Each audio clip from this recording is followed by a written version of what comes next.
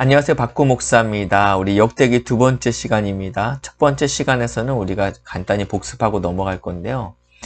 이 역대기는 포로 후기 공동체를 위해서 쓰여졌다. 하나님께서 자신들에게 아직도 관심을 가지고 계신가에 대한 질문에 대한 답으로 쓰여졌다라고 이야기했습니다. 바벨론의 편안한 생활을 뒤로 하고 70년 만에 자기가 태어나지 않은 땅, 자신의 아버님과 또 할아버지가 태어난 땅으로 오기란 쉽지 않았죠. 하나님의 성전을 짓겠다는 그런 순수한 열정으로 이 땅에 돌아왔는데 성전을 짓고 성벽을 재건했지만 삶이 여전히 어려운 사람들. 그래서 신앙 가운데 회의가 들었던 이 돌아온 귀한 공동체에게 하나님께서 내가 너희를 향한 계획이 있다 라고 쓰여진 것이 역대기다 라고 이야기하고 있습니다. 이 역대기는 이제 어려운 부분이 1장부터 9장까지가 이제 족보에 관련된 이야기를 다루고 있습니다.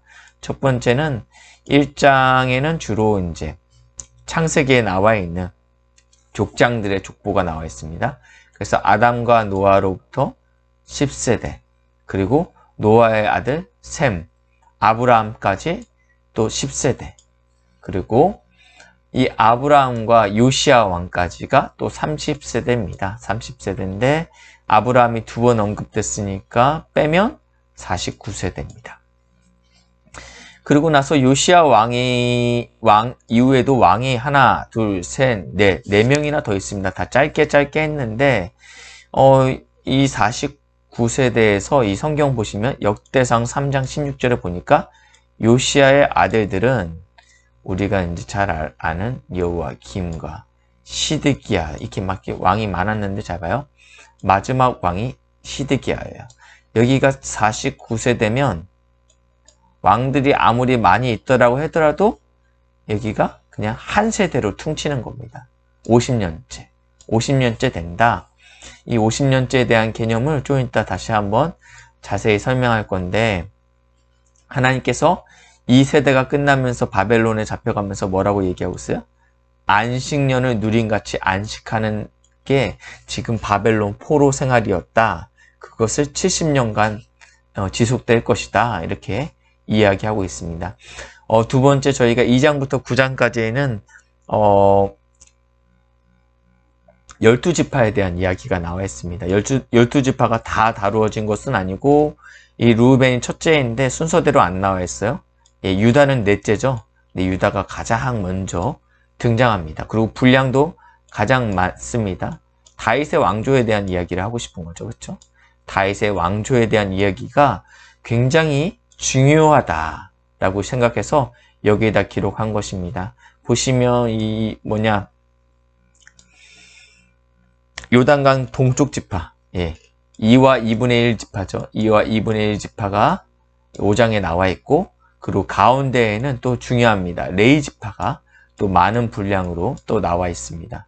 그 나머지 지파들 이렇게 7장에다 다 몰아넣고 베냐민 지파 이렇게 마지막으로 넣습니다. 샌드위치 구조로 다루고 있고, 가운데 가장 중요한 거 레위 지파, 여기에 이제 제사장이 나오겠고 성전의 예배, 이런 것들을 이야기하고 싶은 거예요.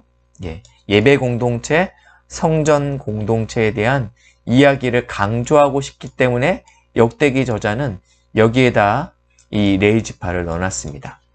우리가 이제 희년에 대해서 좀 잠깐 이야기하려고 합니다. 이 희년은 언제냐면 속죄일을 먼저 이야기하고 있습니다. 뿔라파를 크게 불어라. 이게 왜 뿔라파를 부냐면 50년이 시작되는 이해, 이게 희년이잖아요. 그렇죠?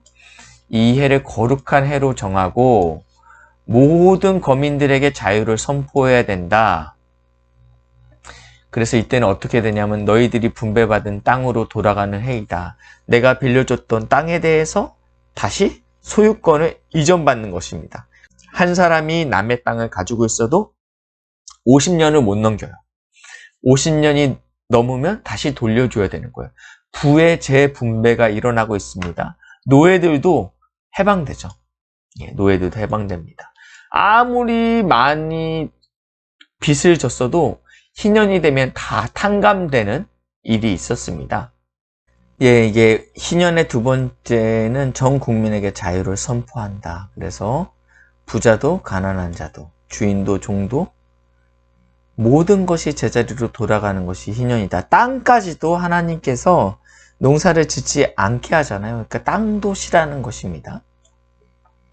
세 번째로 살펴볼 수 있는 것은 토지 소유의 원상 회복을 선포합니다. 그래서 자신의 아버님이 가난해서 토지를 팔았는데 희년이 되면 무조건 원 소유자에게 되돌려 주도록 되어 있습니다. 그래서 이 이유는 뭐냐면 토지의 원주인이 하나님이에요. 사람이 아니라는 것입니다.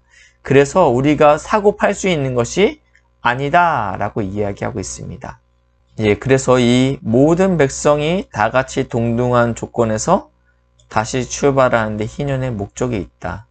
이게 이스라엘 역사에서 이루어진 적이 없습니다. 예, 다윗 왕 때도 이런 일이 일어나지도 않았고요. 우리가 잘 알고 있는 히스기야 왕 때도 이런 일 일어나지 않았고, 뭐 또 요시야? 예, 이런 일 일어나지 않았어요. 요시야 왕은 6월절을 회복시켰잖아요. 그렇죠? 근데 이런 희년의 역사는 일어나지 않았습니다.